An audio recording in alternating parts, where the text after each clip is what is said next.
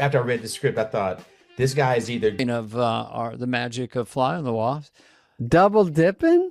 A return guest. We back by popular demand. I love Tim Meadows. I'll just say it. You know, we don't have that many people return, which we need more because we got video now and we have some things we forgot to ask these people and go over. But we talked a lot. We had a lot of laughs with Tim. What a good dude. He's actually doing a half-hour single-camera show, which he's incredible in. I watched an episode. DMV, about a Department of Motor Vehicles. It's on CBS and Paramount Plus. So we just want to make sure you're aware of that with our friend Tim Meadows. And by the way, during this particular episode, we had a little technical issue. So we stripped from one thing called StreamYard. I know for your nerds, take notes. And we go to Zoom, so it might not be quite as crisp, but we'll still both look incredible and our hair will look great. Don't adjust your cameras at home. It's doing fine. But yeah, Tim, here he is. Great guy. A lot of laughs from the old school. Yeah, we were laughing. Tim Meadows. Tim Meadows. Did the show start without me? Yeah. Yeah, we were killing You're it. doing great. Oh, thanks. You're killing it, man. Oh, Well, I I just tried had to a bring it haircut, so early. I'm wearing this. Oh, what are you hiding your hair? You hate your haircut? Well, I just not used to it right now, so I'm just going with the hat. Are you all right with that? That's fine with me. We can all do hats if you want. No, Timmy, in full You have a- disclosure, I brought a hat to wear, and then I thought, this isn't that bad. I'm going to just rough it. No, you look good. But Thank you, buddy. let's all do hats. No, I'm scared. Let's see what you got. Oh, have a piston. you got a cool one loaded. Oh yeah, he knew. No, my hair is all fucked up, man. I haven't combed or cut my hair in about, I don't know, maybe a month or 4 weeks or something like that. Okay, have you been out of that room in the last month? Timmy, do you We're ever still trying to where your head's at, man. do you ever do a I movie leave. and they go, leave to we get can weed, figure that's out all." that gray. We can figure that Used to out. get weed. And you go, what does that mean? They go, we can take care of it. And you go, what are we taking care of? You go, no, it's just, do you want it? They've said that to me. Yeah. Mm-hmm. Yeah. Have I you ever don't bought mind the cookie? I kind of salt and pepper. Yeah, Yeah. you know, it looks You look cool. it looks cool. You're doing whatever you're doing. Yeah, keep well, doing it. it's always worked for Timmy in a jealous, quiet rage as I speak. Well, thank you, Mhm. David. Yeah. But I do remember when they used to ask me to put gray in my hair. Oh, I like And that now- better. Yeah, now they ask me to take it out. Yeah.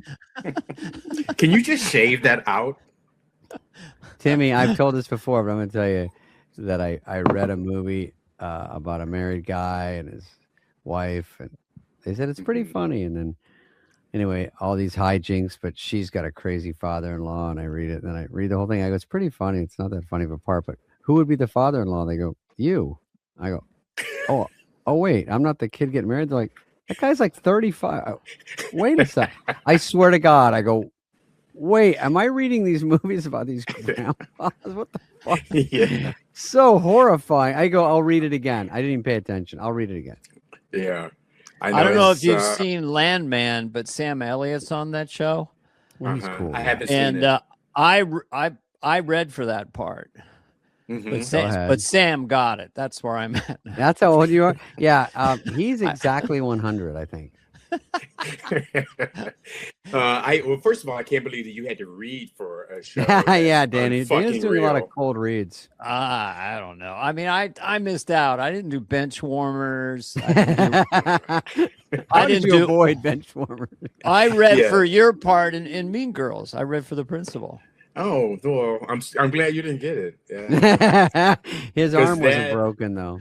yeah. But that movie like saved my career I was worried for a little bit till Mean Girls. God damn, Mean Girls has a spin-off. And Oh, it's a, from Ladies Man to Yeah. you went into No Man's Land, and then Yeah, you I got went- into- yeah. Yes, I went from Ladies Man, which was like number 4 at the box office. Nobody was happy with that. movie Then I did jail.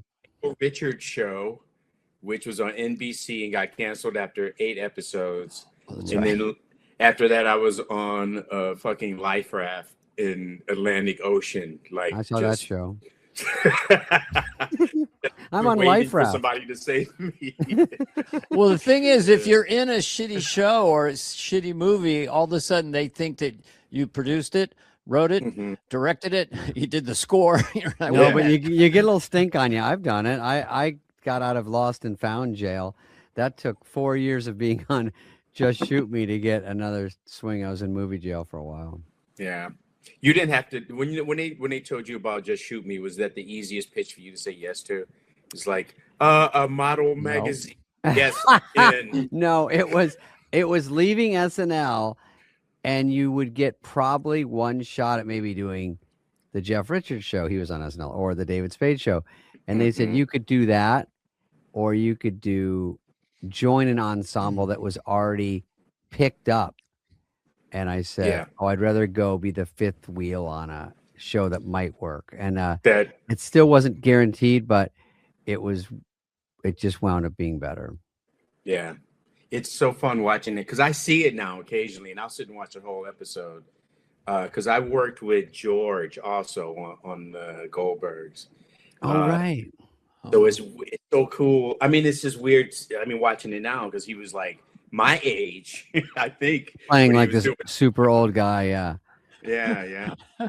Yeah, you know, George Life is Siegel. kind of fast, isn't it?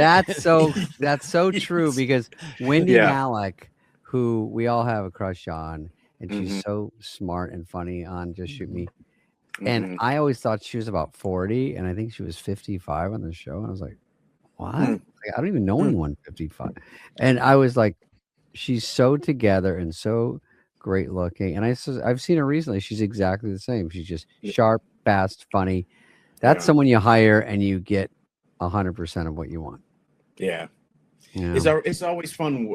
I don't know. Like I've been in the position now, like where I worked with people, including both of you. But like when you work with somebody that really impresses you, and you just go like, "Holy cow, that person is amazing!" You know, Mhm. like I did this show during the 50th anniversary, actually, on Broadway, and in this show was Lin-Manuel Miranda. Yep. From, Mm-hmm. and David Cross and Annabelle. I forgot the other woman's name. I'll look it up. But they were great, and it was just like watching those guys like do the play show every night was just like, oh my god, these are real Broadway actors. You know, I got to like really try to like. Oh, you were in it with them, and you get to see every night the process, every night how they nail it, and you go, holy Yes, shit. exactly. And I hadn't done something like that since Second City, but we wrote that stuff, you know. But this was like we were doing. I'm trying to find the like playbill from it now. I'm just looking at my. I usually have my Broadway stuff right in front of me. You know, behind you looks like Lauren's office with the lineup for the show. Yeah. The show is 5 hours long. We're going to present 6,000 sketches. Think of like it's all a matter of numbers. That's our new tactic.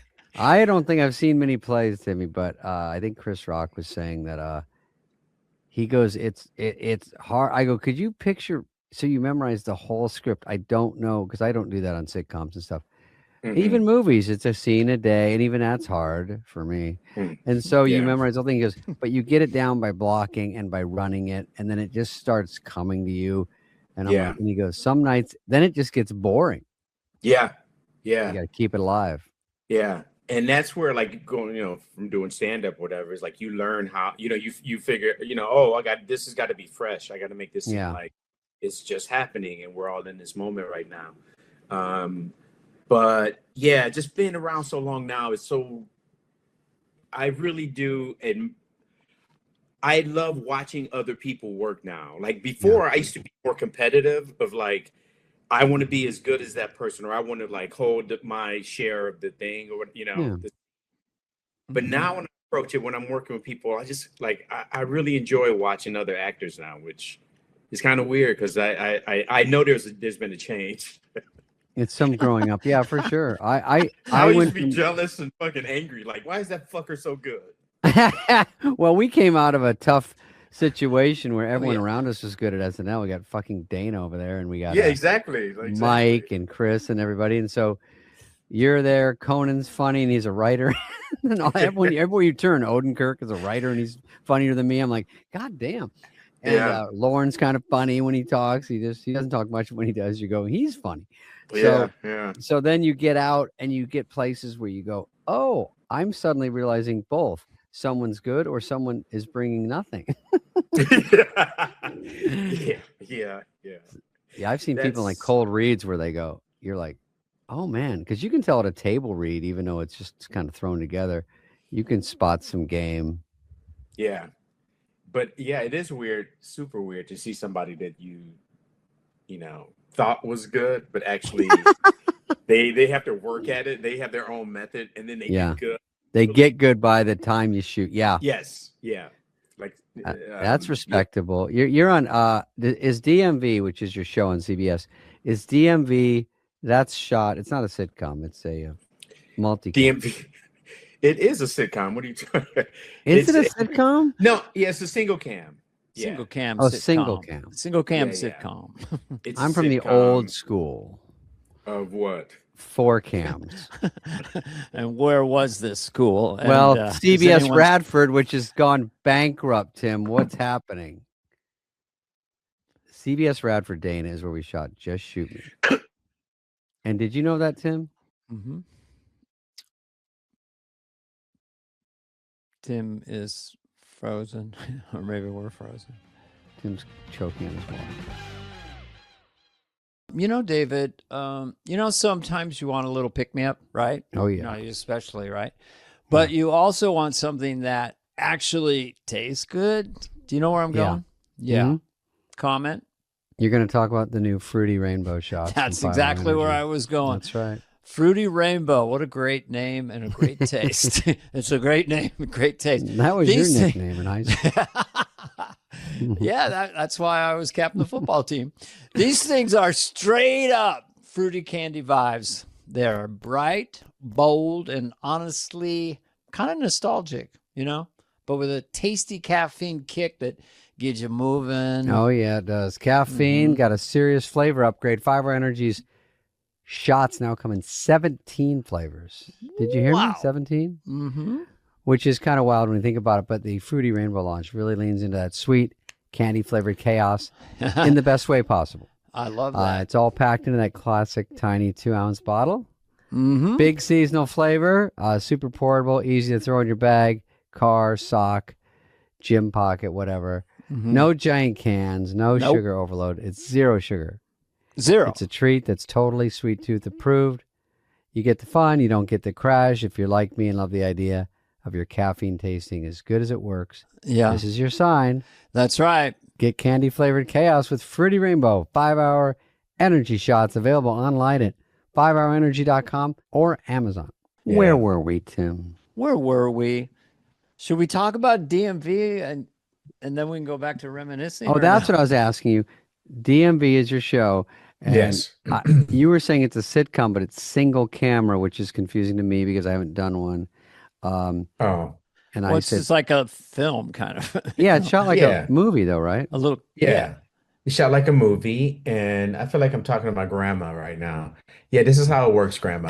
So what It's one- happens? He's never heard And of then you single appear camera on half my hour. TV Yes, and then we shoot it to your house. in the airwaves. And when you watch it and something seems kind of different, you find yourself laughing. Right. You know, David? Uh, but no, I it w- is. It's a single camera. Okay. Right. Tell us about And, it. Well, we shoot. We shoot it in Montreal. It's about Oh, these people that work at the DMV, and it's created by Dana Klein, and it's based on like a short story about some employees who are super unhappy working at the DMV. That could be every employee. I've had horrible times at DMV. I think Yeah, it's a it's- great idea for a show. Yeah. Yeah. No, it is. It's like I had to go to DMV recently too, and like because I had to renew my license and Mhm. do my plates because I got a new car. But the people in the DMV watched the show and they knew Oh. they Oh, were like, really? one woman goes, "We're not that bad, are we?" And I was like, "No, we're just exaggerating it Sure. to, make For the fun of it. comedic effect. Yeah, we make you all look horrible just for our own enjoyment." It's so true, though. What is your character in it? My character his name is Greg, and he's a very unhappy former teacher who works at the DMV and is he's a driving instructor. And this is another role where I'm the oldest guy on the show. Oh, really? Yeah, and so like there's old jokes. They make jokes about me being dead and sleeping at work. And Funny. yeah, and I'm just like, wait, I do yoga every day. I'm very healthy. I feel I can, like yeah. younger than I look, I think. I don't know. You look But it's pretty weird. young. Yeah, you look good, I and think you've you always look looked the young. same. If you don't want to go snowy on the chin, then I'm Yeesh. carding you. But if you're going to go snow downtown, yeah, I can't help you there, bro. What does that You can help mean? them. I think scruff that's white, Oh, so snowy. wow. What You go snowy downtown mean? Well, I don't Yeah. know about that part. That was not intended for this podcast. That's a Yeah, that different was a little podcast. Yeah, confusing. I don't know. Yeah. That got a little. Um, Well, I'm still salt and pepper everywhere, basically. So Okay, just to ads clear up any ads rumors. everywhere. Welcome to TMI, the show that tells you things you kind of don't want to know. How much salt and how much pepper? We'll be Yeah. right back. My fucking salt is taking over the pepper. That's the problem. It's a fucking coup. Also, DMV is really three letters everyone knows. That's good for a show. Like immediately, I know what it is. Immediately, I know it's kind of a funny area because there should have been a show at this point about it because Yes. everyone talks about it and everyone complains about it. And so you're Yeah. all set up. Yeah. And it is also it's based in North Hollywood. So Hmm. that's our, like That's our grounds and stuff, Hmm. yeah, not where you work from. If Uh, Yeah. if they're treating you like the senior citizen and stuff, I mean, Mhm. are they allowing Tim Meadows to fully inform what you're doing on the show? Like, hey guys, maybe I should say this, or I'm gonna do this, and like, you can't question him. He's Tim Meadows. Fuck. yeah, He knew Well, Chris Farley. yeah. Shut up. well, actually, But are you it's a good at? combination. Yeah. I mean, it's also a job. I have to say they've been very, they listen to what I think about Hmm. the writing and my character Weird. and stuff. I Hmm. know. And, but It's I not do, always I the mean, case. Yeah. exactly. It's not. And yeah, I go into jobs sort of knowing that like, oh, I'm not, they just want me to learn my lines and do For find the sure. character. Not because it's you, just because in general, if people at home don't know, it's kind of you're hired and you're a hired hand. And then if Yeah. by chance they let you ad lib or say, let's do another one and do whatever you want, that's a gift. So they don't have Yeah. to do that. Yeah. And when they ever tell me do whatever you want, I do that take just in gibberish. I just It's do it exactly the unusable. same and they go, oh, that was fun. Okay. Do Or you just do it feel louder. that? Yeah, Do you have I a do. brand in a way, Tim? I mean, do you feel that? Oh, let's get Tim Meadows for this. Mm. Either playing off kilter characters or a little bit angry or just sort of asymmetrical, like the Peacemaker with Ah, blindness, which has a cult following. That character, doesn't yeah. it? It kind of blew up. Yeah. It's So been is weird. yeah. But yeah, I mean, I kind of feel like it sort of goes back and forth between like people casting me, like James Gunn casted me because he said he couldn't find the actor to do that part. And then he said like he wanted me, but he didn't know if he could get me or whatever. But and that character was like is written like it's a unlikable guy that they wanted a likable actor to play. Mm, And so I've had that before where it's like this Hmm. is unlikable, but we think you can do it. Like sure. I played the cannibal, child killing cannibal on Brooklyn Nine-Nine, and for What's like three, unlikable about that? Yeah, go it's a horrible ahead. profession. But they and Sandberg when they called me to do Sandberg. that, he was like, "Yeah, we need somebody that's really likable." And we just thought like, everybody likes you, and so it'll be Yeah, a really That's people won't hate the it's true. character, you know. They'll It's give you true. a gimme on that. Give you a mulligan on the cannibalizing children. He's fun at parties. That's a role you only want to do once, though. You know Yeah, what I yeah, mean? yeah, for sure. Then you get typecast. That's funny because the sitcom, like I think you call it a sitcom, but going back to grandma here, uh, It's, I what were would I was thinking about doing a sitcom or thinking about ideas for them, and I think, God, are they doing regular four camera? Have you even heard of that? Are they not doing those? Have you not heard that? I haven't done one of those, I swear, in probably 15 years. Jesus. Okay, we'll say Yeah. five. No, let's say Um, 20 years, David. That's how long it's okay, we'll been. say 3 years. Okay. So, No, but I haven't. Like everyone I've done is, and I think even when I've done, like I did the Bill Engvall show, okay. which was TBS, and we did that for like 2 or 3 years, and that was done in front of a live audience. I personally don't like doing. I hate those shows. Not The not the in, you know live what I mean? audience is hard. Yes, where you work all week learning the show, and then you do it for the audience on Friday or whatever. And I just found it never felt satisfying, like comedically or creatively. I don't know. I just Well, felt good. the problem is some of the youth prisoners in the audience, if they don't, that are bussed in, if they don't laugh, they change the whole script for them. And you're like, Hmm. This, we all like this all week. Let's play for the people at home." That is a hard part. Now you get a Yeah. hot crowd. It's fun. It's something different. It's exciting.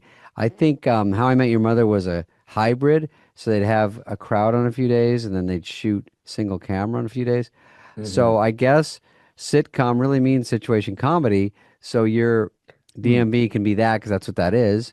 But I think it's just probably all single camera now. Can I make an Yeah. observation about? I think that you're able to, like in a real situation, Mhm. you can play deadpan. You can say the craziest, do Yeah. the craziest shit, and you don't push it at all. And I think that people see you and they're Hmm. already kind of laughing, even if it's sort of Yeah, serious, they know because something you funny will never come out. signal I'm being funny now. It's very, Yeah. very cool Well, thank thing you, to Dana. do. It's one of your skill Well, sets. Mean Girls was kind of like that. You're just trying to keep the peace or something. It's just funny. The situations you get overwhelmed and shit. Yeah, well, that Mean Girls, that's like one of the first times I went into an acting role thinking like, so, okay, I'm going to think about this character and I'm going to and I just thought that after I read the script, I thought this is going to be his last year working as a principal, or he's going to commit suicide at the end of the school year. And so that's what I played like the whole time. I was like, this guy hates being here. But Tina's character was sort of like his bright light because he was in love Yeah. with her, but he didn't know how to say it or whatever. Yeah. But yeah, that character was like he's Tina, out of another there. hilarious one to be in there with. So there was a Mean Girls sequel and then a musical Hmm. and then a coloring book. Monetization. Shit. Oh, by the way, I when get nothing from the coloring book, by the way. Heather was just saying that when you were on the not Grown Ups tour, whatever it was called, that tour, Sandler's tour, where you're Yeah. on the text chain, Uh-huh. because she's on it too, and she's like, "Remember, Tim was couldn't get off the text chain." I thought that was funny. It would be 2 in the morning and it'd be like, we're going for steaks. And I'm like waking up with, what is this? You guys being like, Oh, the phone's ringing. Boise. It's like, yeah, we're Boise, and Tim's trying to sleep, and it's like, who wants scalloped potatoes? And everyone put in your order. It's like, ding, ding, ding. Yeah. Just yeah, yeah, yeah. And he's like, how the fuck do I get off this text chain? We're like, is this Tim?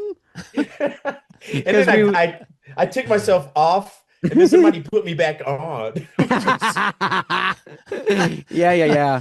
It's so funny I was because there's laughing about my ass 20 off. people on it, and you're like, it's all day it's going off. Like, where's my Yeah. bags? It's just insanity. And then, and if you can know, because Dana, we jump on for a few days and Yeah. jump off, and you're Yeah. realizing, I don't know how to get off this thing, and it's just blowing my battery up.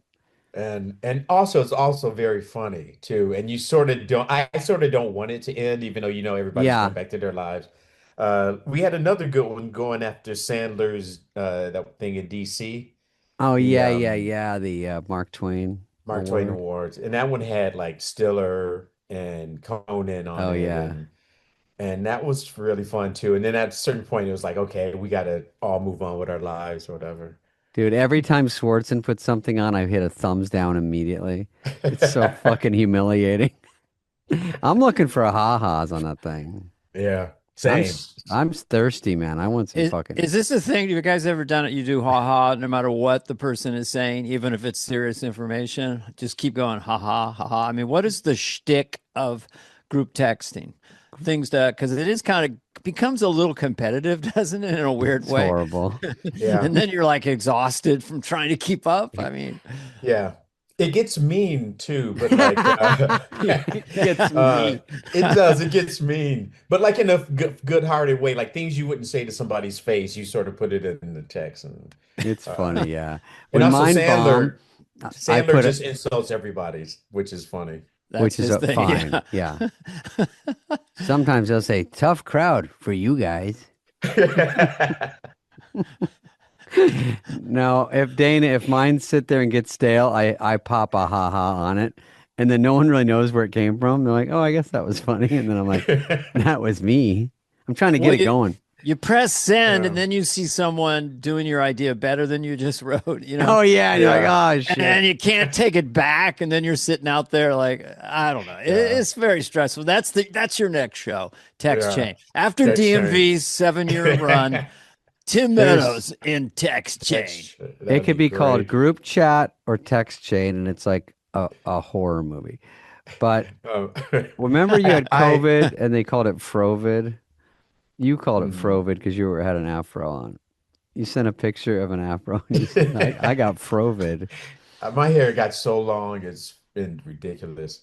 I remember Norm, God Huh? rest his soul, Mhm. on that text chain one time, he goes, "Hey guys, I'm doing my book, and I need you guys to, if you'd be willing to write a blurb for my book."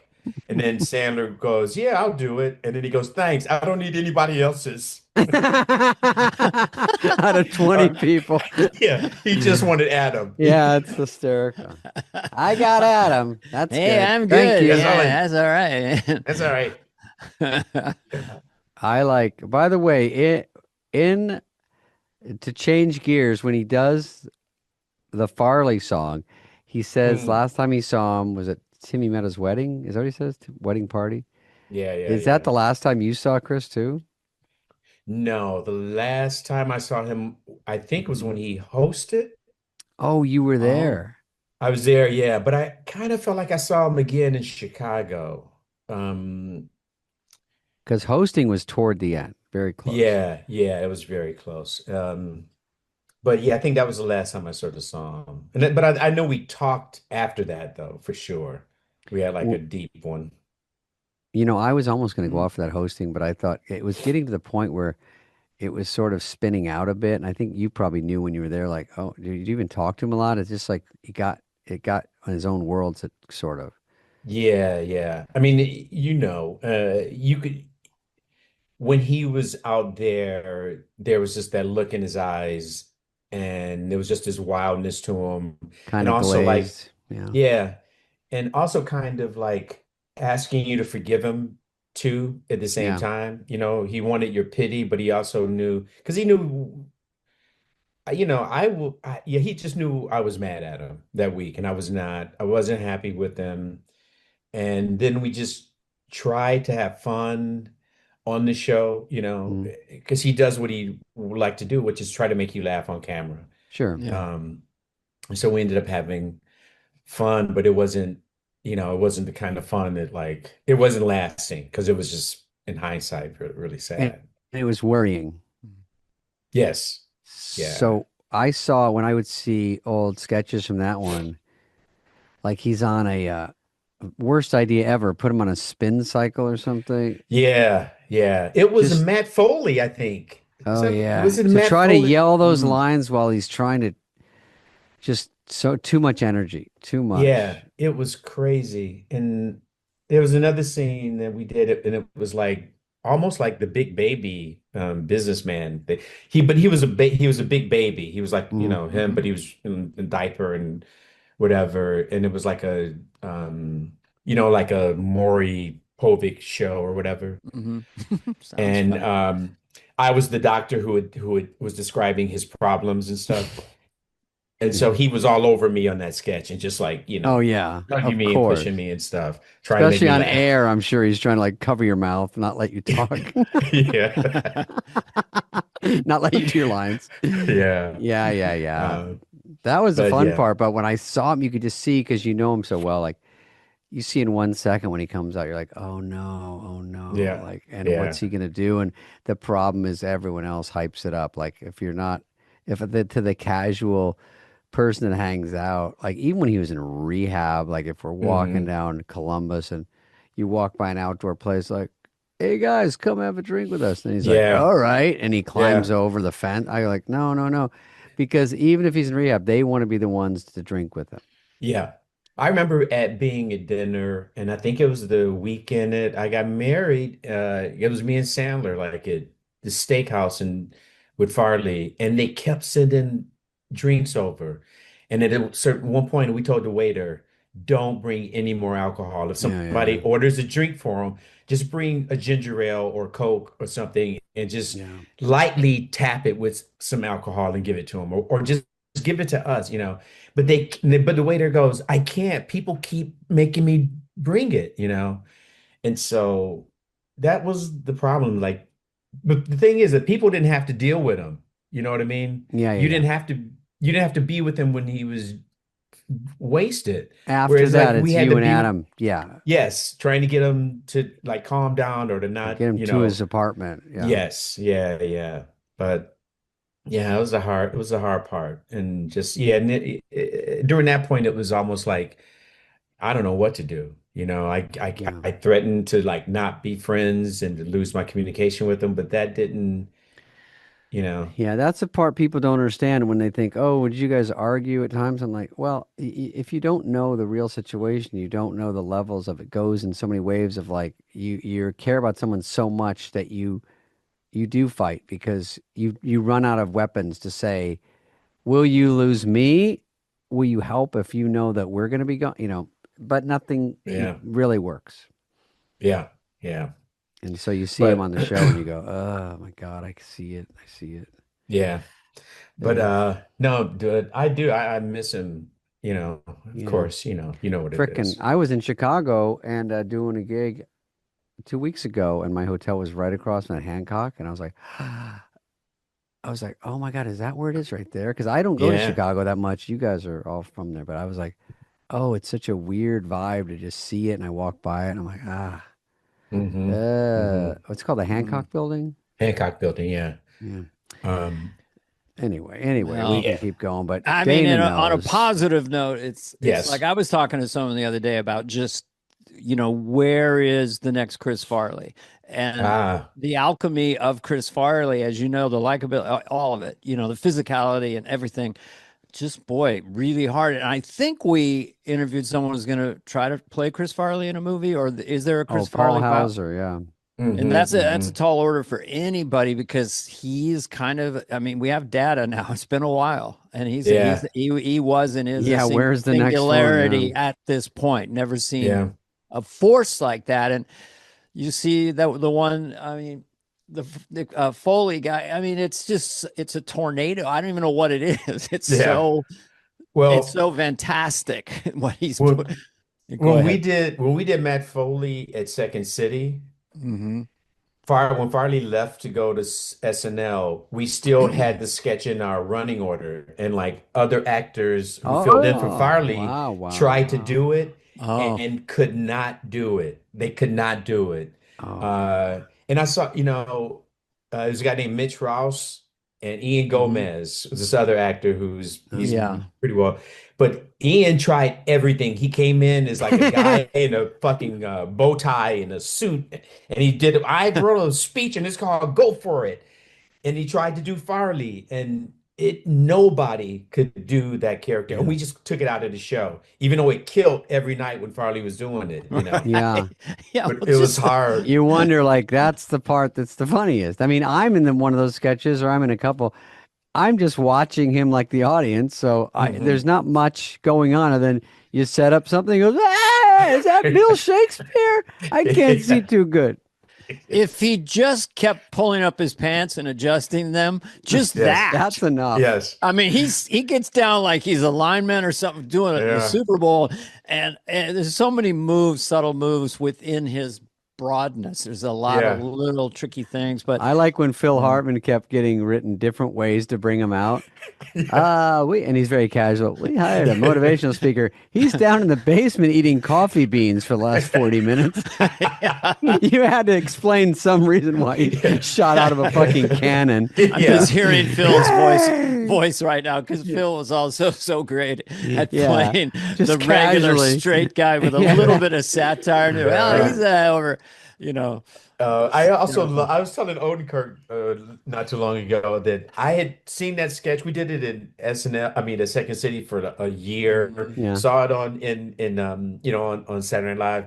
And the thing that I made me laugh, but I always missed was that the speech was entitled "Go for It." And that just made me laugh. That he actually had a speech and it had a title. And it was Go for it. I told Kirk, I was like, I've seen it for years now. It just hit me one day that was how funny that was, Yeah. Could other comedians have done the Van down by the river, but not trying to do him? Like if Lovitz did it, you will end up in a van down by the river, but it doesn't have the same little bit. I guess it's just there all for us to. It's tough to do Matt Foliage. Oh, Heather's all about the Groons, dude. Spring always makes me want to hit refresh on my routines, my energy, and just how I'm taking care of myself. But the truth is, if my wellness plan feels complicated, I blow it off. I won't stick with it. That's right. That's why Groons, that's been an easy solution. Yeah. Groons are convenient, comprehensive formula packed into a little snack pack of gummies. That's right. A day. Not just a multivitamin, not just a prebiotic. All of that in one simple grab-and-go option. I don't have to think twice. That's what I like in the morning. Yeah. And they actually taste great, which makes staying consistent so much easier. David, you get a full daily snack pack because there's no way all of that could fit into just one gummy, right? Of course. And it feels like a little treat instead of just another supplement. That's what's great about them. They include 6 grams of prebiotic fiber, which is more fiber than most green powders, and even more than 2 cups of broccoli. Chopping broccoli. That's something else. Chopping broccoli. They're vegan, gluten-free, dairy-free, nut-free with low sugar or sugar-free options, and HSA, FSA eligible.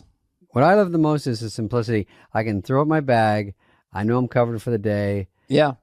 You get steadier energy, better digestion, and you feel confident knowing the ingredients are backed by over 35,000 research publications and designed for strong absorption. Save up to 52% off with code FOTW at Groons.co.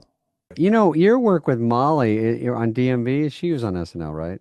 Yes, she was on SNL. Yeah, because she's good. I mean, Lauren, I remember, said she gives me waves of colors of Chris when she's out there, which is a fucking high compliment, obviously. So it must be good to have her on the show. It is. And I have to say that I definitely get that, what Lauren is saying, definitely. And she does. The thing I love about Molly, and I don't mean to say, is that they really approach the lines differently every time we do a take. Yeah. They never do the same thing. And I've told Molly to don't let anybody clamp you down. Always do the crazy ideas that you have because she's so different from everybody. That I want to see her. I'm a fan. I'm a fan. It makes it fun to watch, and you have to have something that's fun to watch because everyone can read the lines, but you're like, they don't even know it till they see it. So if you throw in a take on the last one and you do something interesting, the smart people go, well, let's put that in. We need something to hook people in. We want to watch Molly and go, oh, I know something different will be happening here, or Hmm. that's I Yeah. what think it's slowly it takes. the enemy of comedy sometimes is being stale, and that's why Oh, we all tried repetition. to Yeah. like hold something for the air show.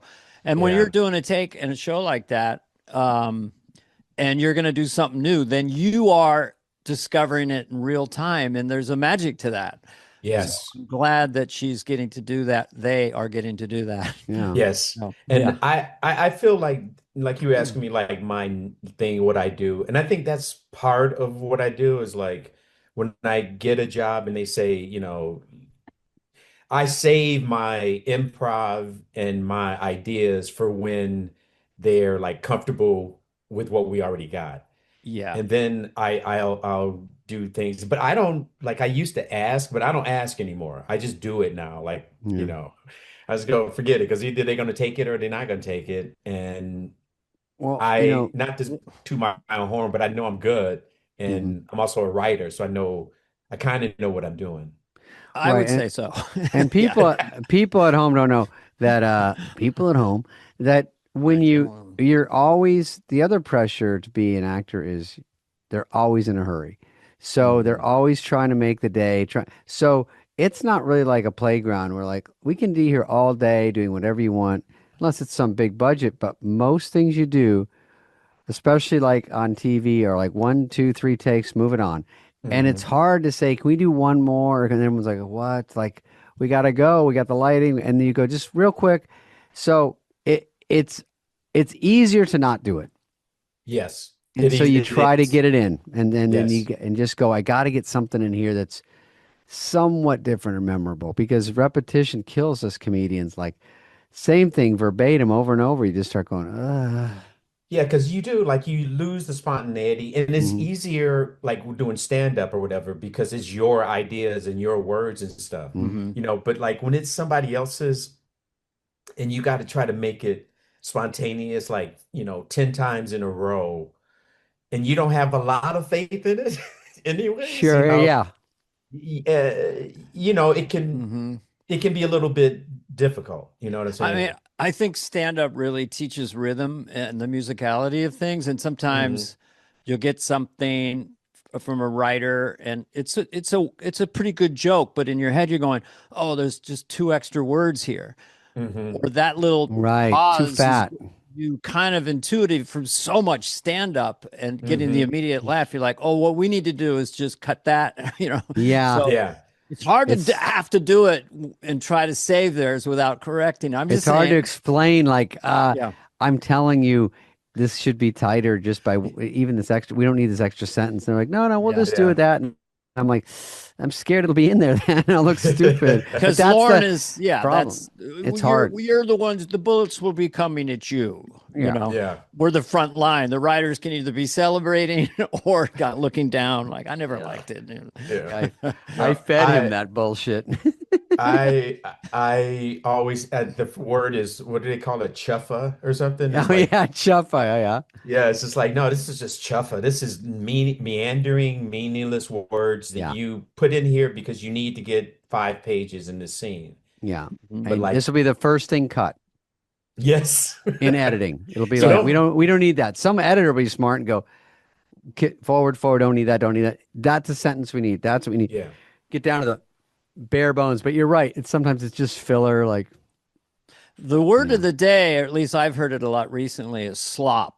It's made a comeback. How was the yeah. show? Slop.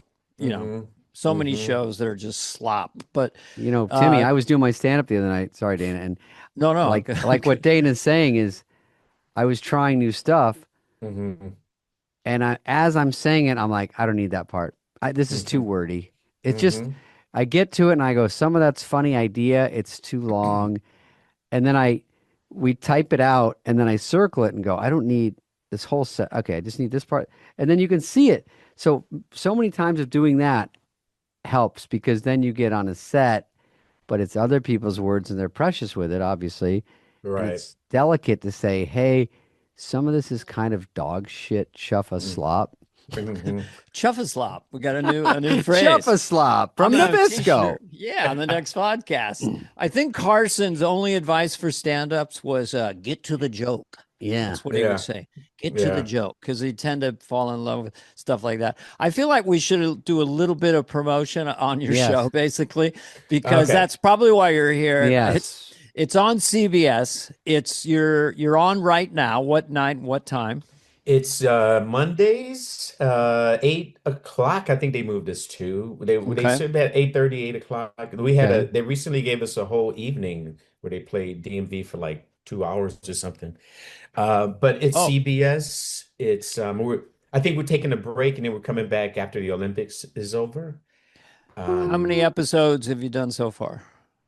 We did 20. We shot 20. And how That's many a have been lot. released? That's a big order. That's in modern times. And That's the best. CBS is probably the best spot to be. Yeah, I'm I pretty. feel like all those shows just do well. They just feel like they know what they're doing.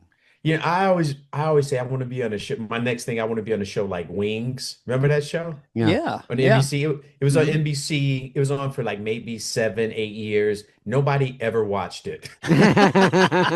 It's one of those You you, know. go, what was that about again? I think it was all filmed at a fucking local airport. And it was like, Yeah, but it's like it was on for 7 years. I have an anniversary episode this year. You know, it's just like what?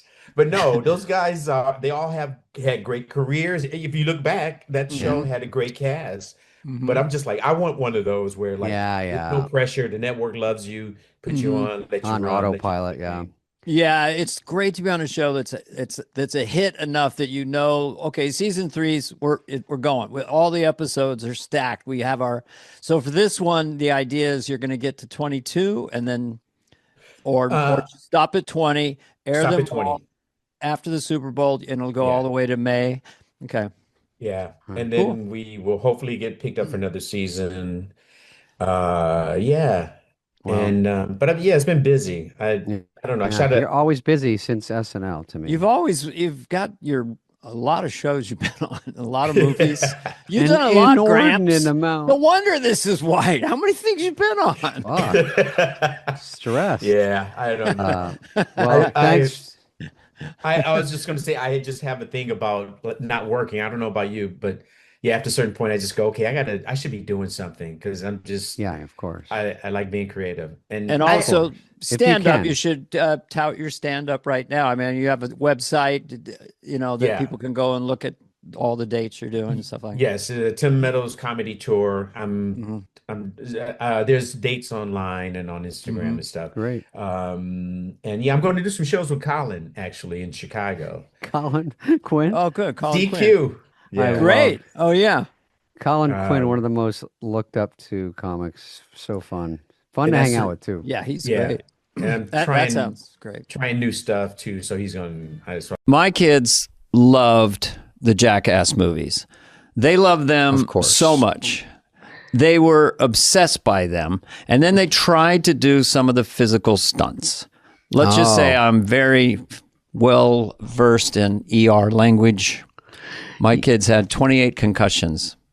Yeah, Knoxville, that coming out, he got offered SNL. We're going to talk about that, but that coming out was so breakthrough. It was so crazy what he was doing, and I loved it so much. I was like so jealous, to see how cool it was. Well, the other thing he did great, and I can't remember which movie it was, but they put him in prosthetic makeup as this grumpy Bad Grandpa or something. Yeah, and he was really skilled at that. And I assume a lot of it was improvised, but that made me envious. I would love to be in prosthetic makeup out on the street, kind of annoying people. Yeah, and letting them step on your nuts. Like he had his nuts hanging out all the time from his shorts, and then he had a permanent vice grip installed. It was called a Hooter clamp, and so he had definitive, consistent pain on his testicles all the time, so that when he would get on the set to do Jackass, he wouldn't feel like scared at all. So he also had an electroshock therapy apparatus. Jesus. Called a zone vest, and that would give him just small little kind of pin. I'm making it I was like, God damn. I love this element of I'm so glad I was around for this part of show business. Shoot the rehearsal, look at our hair, be authentic. It'd be like Frank Sinatra coming out, takes off his toupee, Dean Martin comes out, They do a breathalyzer test on him. Yeah. You want to see I wish. Behind the curtain. Behind the Curtain. That was the name I wanted for the thing, but you went with the bug. We got to have a fly in there. Why an insect? Why? I know you hated the part about the fly on the wall because the word fly kind of grosses you out, right? Well, I haven't met a person who's like, you know what I really like? I like puppies, kittens, and flies. You know what is really an underrated animal? The fly. Like, isn't it an insect? No, Dana. Don't you watch Planet Earth? Let's look at a clip from Planet Earth where they say, no, it's a filthy fucking bug that hangs out on turds. Right, and not necessarily walls. Right. So, but we, so we made that up, and we had Razzmatazz. Razzmatazz was good. Remember Razzmatazz was going to be one? Oh, I like that one. Yeah, because it's sort of vague and nothing. And that's showbiz. Oh yeah, that's showbiz. I thought that was great. You like that too, didn't you? Well, how did this piece of shit squeak through? Piece of shit squeak. Yeah, you could do that if you spelled shit differently. So it's like, hey, piece of squeak everything through. For a while there was like, that could be a title. It's like, I remember one I thought of. It was so fucking stupid.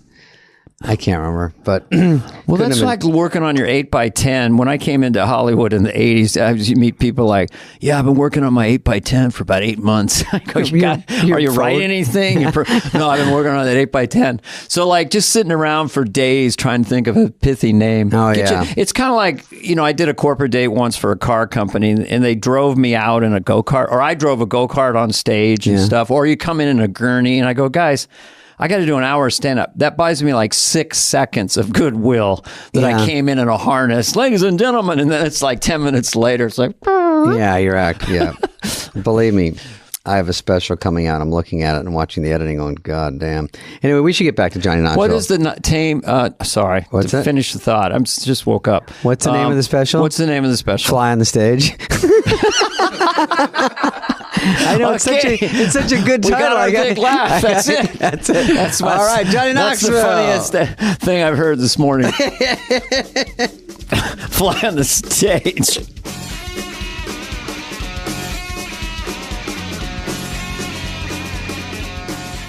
No, Johnny, I was just telling Dana. That's Dana, and I'm David. Johnny, welcome to the most casual podcast you'll ever be on. I've been excited about this. Thanks for having me. Johnny, this is called every question you've ever been asked, and you're going to get asked again. Not one different one. We intentionally studied Howard Stern, all the other shows, and we want to ask identical things, and I'm going to comment as Howard throughout the interview. You don't have to think this. You could just check out for the next hour. You guys were great on Stern the other day. Oh, did you see? Yeah. I listened to it. Stern constantly, and I heard your guys' show, and you guys were great. Did you like that? I kept trying to leave. I kept going, all right, Dana, Howard, thanks for coming by. And he's like, what are you doing? I go, well, it's an hour 48. What are we doing?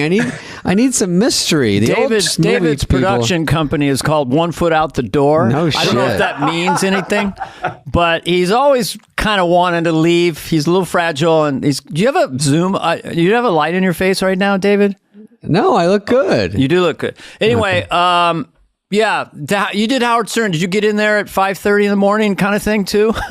Yeah. I got up at 5:30. It was there by 6. I'm so spoiled. I never have an alarm at this point in my life, so it freaked me out. I was up at 3:45. Every second I check the clock. Whoa, yeah. When you know you have to wake up, it gets in your head. Yeah, he would text me. Stern would text me and go, I wouldn't sleep if I were you. You better be fucking funny in the morning. I go, God damn, what is it? No Who pressure. cares? I don't remember what I said. Johnny Knoxville, is that your real name? Let's get to it. Philip John Clapp is my real name. Mine's fucking Gary Gonorrhea. Wow. Mine's Dana Garno, and I switched it to Dana Carvey. Dana Garno was my stage name, and I hated that. Early days of stand-up. Please welcome Dana Garno. No, that's just everyone said it wrong, right? Oh, God, yes. That's a tough one. But Clapp sucks. Johnny Knoxville is... that's a cool name. That goes off the tongue nicely. Johnny Knoxville. It's very nice. I was going to be Scotty Scottsdale. I'm from Arizona. Yeah. And then everyone said, nothing will make you cooler. And I said, all right, I give up. His website is called Perennial Senior. I don't know what that means, but... Me? You're always the kid. I don't care how old you're old.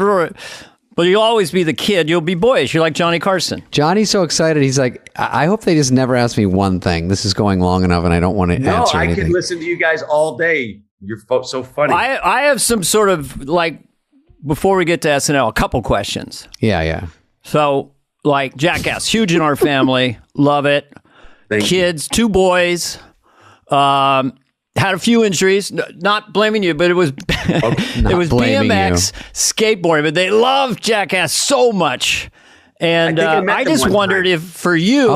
Danny? He thinks he met them. Did he meet them? I think I met them with you one time, Dana. You met Dex. Yes, you remember. It was you, me, and Patton Oswald. Yeah, at the 50th anniversary of Paramount, and we took a big photo. Yeah. Where were you standing?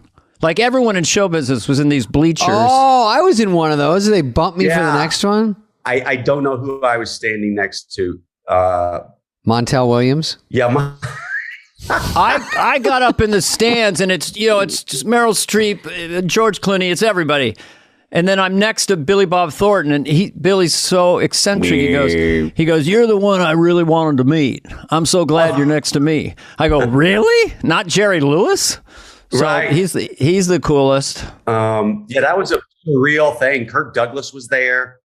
The Attack of the Super John Chins Landis was there, and he was really funny and just talking so much shit. Very rebellious and funny.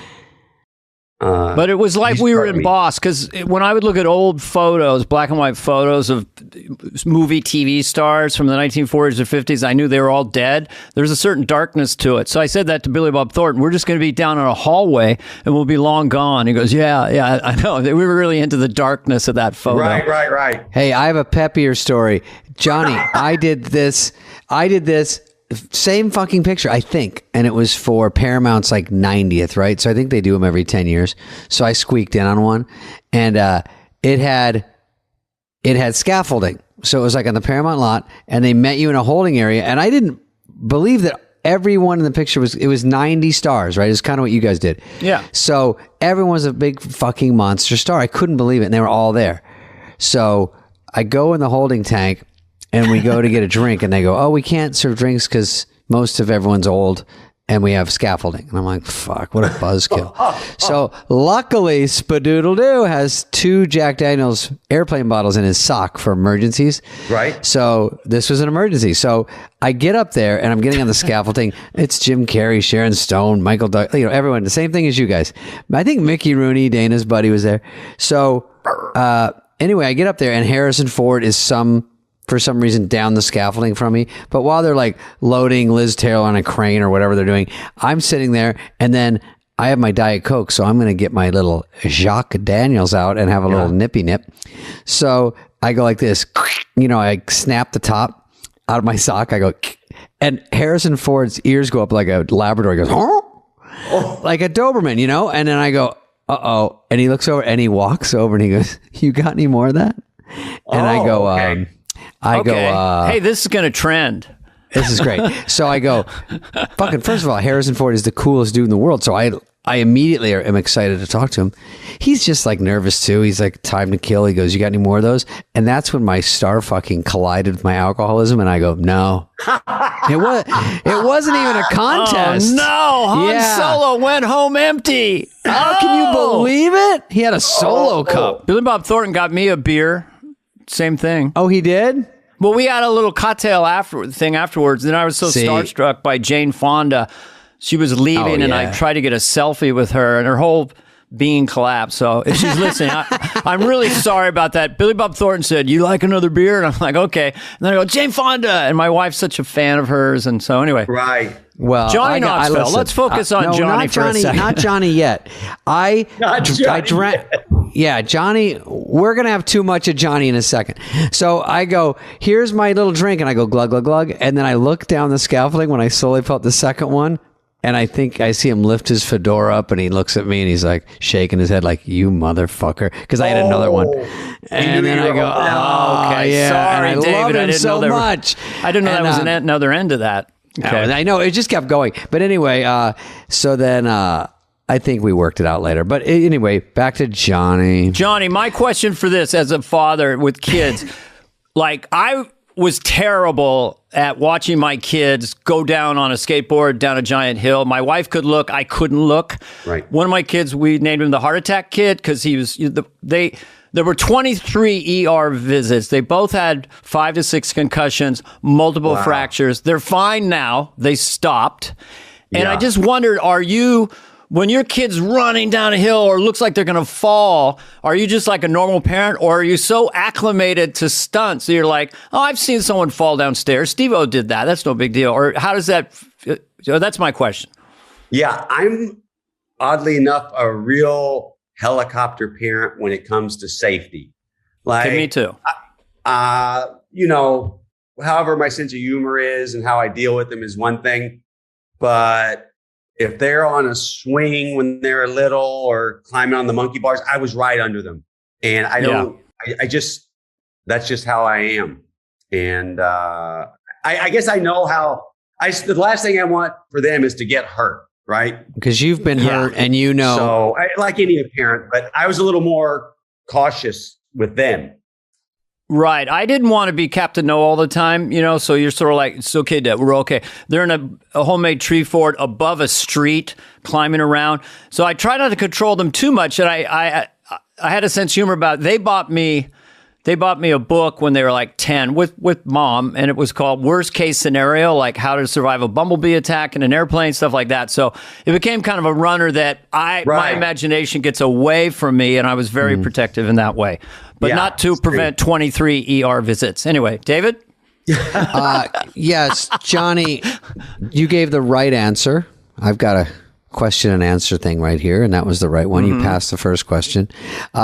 Second of all, when you do this, first of all, I love Jackass growing up, and I wanted to hit you up. I see you out and about sometimes. You're always very cool, and I wanted to hit you up in the early days because Jackass looked so fun. I wanted to go there. And then I realized I'm such a colossal pussy. There was really nothing I could do.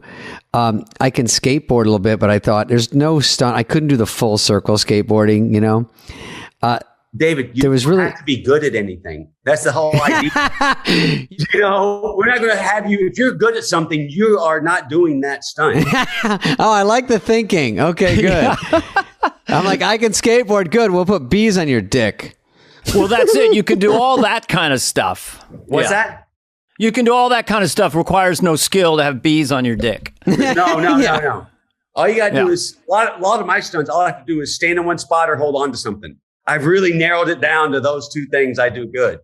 But like with people that we bring in, like most of the time, like celebrity guests, they can just be peanut gallery. They can just be funny. Yeah. We won't go after. Some people we make a decision not to go after. We'll have that discussion before. It's like, okay, we're not going to go after. But like in this case with Eric Andre and Tyler, the Creator, and Machine Gun Kelly, Jeff knew them. And I was like, Jeff, do they get the full treatment? And he's like, kill them. Right. I'm like, okay, they get the full treatment.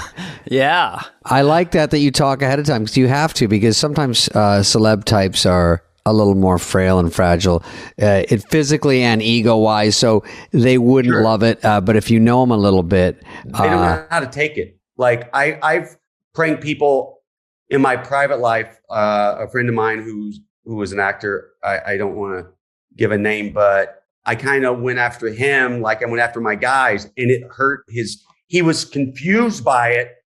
And I was a little obsessed with it. Because it was making my other friend laugh. And it ended up hurting his feelings. And he was just confused. I'm like, okay, I can never go after civilians again. I felt like a monster. So there's a very hard line of people I will go after and people I won't. Yeah, because in the movie, it looks so fun and everyone laughs at the worst pain it is. They just laugh so hard. And they're also like used to it. Like I think in the movie, that guy, is it Aaron? Aaron gets a lot of it in the movie. He always gets a lot of. He's like the whipping boy. He's a very important part of the show. He's like the nail with the schlemiel, the schlemile. He's the schlemile. That's what I was thinking. But he when you, I think Dana saw it too. He wears a cup, and then they try to test the cup and they rack him in the nuts. They have Nagano, UFC guy, punch him in the nuts. I thought more that would break his whole cervix or whatever's down there. I don't know, hip bones. Whatever's down there. Whatever, I don't know. I'm not some doctor. Yeah, but you're not an MD. And then they did the worst was the pogo stick, because it's an inexact science, and I think and then it started bleeding. Now, does he have any central nervous system? I'm like, this guy I go, this is the same guy for 4 in a row. A softball pitcher, a punch, and then the pogo stick was just like, hey, fuck it, he's not getting hurt enough. Let's just we filmed that on the same day as the softball pitcher. For some reason, Jeff and I would schedule these things on the same day, so he was taking a lot of drama. And there's a cut of the pogo stick bit that's 7 or 8 minutes long. That is hilarious, because the peanut gallery is just murdering Aaron the whole time, because we've been filming with them all day and we love him, but he has a way of setting everyone off, and the peanut gallery was just murdering him. And it was so fun, but we had to cut it down just for the film. Sure. But, Aaron gets gold. But yeah, he does. I mean, for the purpose of your movie, he's great. And I thought you would be more like Seinfeld and just sort of be in there and let the craziness around you.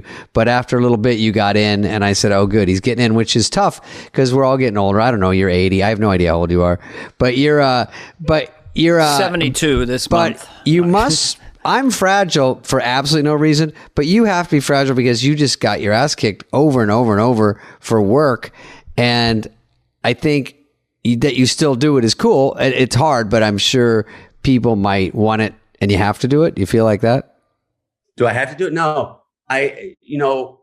God help me, but nothing is more fun than filming Jackass. And I did take some shots in this film, and also I backload my biggest stunts till the end of the film. So I had like 3 big stunts left to go after the bull, but after the blow, I broke my wrist, my rib. I got a concussion, a brain hemorrhage. I spent the weekend in the hospital. Took me a couple months, 3 months to come back online, really, in my head. So we had to cancel all the rest of my stunts. So it's like, I didn't get to take as many shots as I wanted, but maybe that's good. It worked out for the best, because I've had a lot of concussions, and my neurologist is like, I think you're done with concussions. What I was curious about is the David mentioned the word fun. I mean, I don't think I've ever seen people that joyous in the world. Like after the stunt in the world, well, the loudest sustained laughter. I think that's the flip side to Jackass. Is the guy does a massive hit, and it's just massively hilarious and fun and jumping around and screaming. So it's just joyous, right? A lot of that comes from, sometimes it's really funny, and sometimes we're doing something really dangerous, and a lot of nervous energy comes out, and everyone's laughing. Yeah. But it is everyone, even though we're giving each other hell, and people get, have PTSD, and everyone loves it, even though that they don't know what's going on, and I'm just killing them all day long. They love it. Yeah. Well, it's like such a fun thing with dudes, and that's why it works. Everyone laughing is all fun. I mean, even movies like Grown Ups, when people say if they like those movies, it's like, oh, you guys are buddies and you're all goofing around. And we should have had a half-hour blooper reel at the end, because that's the stuff people love, Yeah, because if you're having fun, the audience is going to have fun. It's just like watching someone on a talk show. If the person's on a talk show having fun, then everyone watching is going to have fun. That's right. Yeah, my last question for Jackass, and we'll talk about SNL, was Machine Gun Scarecrow, Machine Gun Kelly. I thought you could have made him like a scarecrow and put him out, because he kind of looks like a scarecrow. He has a definite Ray Bolger vibe to him. Yeah. You put him out and and tie him down to a thing and make all the birds come pick at him. But I guess if he tied down, then it's just, then we can do any number of things to him. Once he agrees to that, you change it. Yeah. Okay, we'll tell him it's about birds, but as soon as he's tied down, we can do anything we want to him. But he is a tall, lean man. Yeah, he took a good punch. He's lanky. He's the definition of lanky. He showed up, and he's got a tattoo of the skull and Jackass skull and crutches on him. So it's like, if you got that, you're getting the full treatment. Yeah, he got a good smack, and I love when it's never when you think it is, and that's the funniest part. You set him up for a different bit, and then something else happens on the way, which is great. Yeah. And this is my last question before we go to SNL, and I'm sure you've been asked this, but like my son had showed me a long time ago the one about the guy puts the toy car up his butt, you know, and that was so huge in our house and all over the country. The way it played out, it was played so straight with that doctor and everything.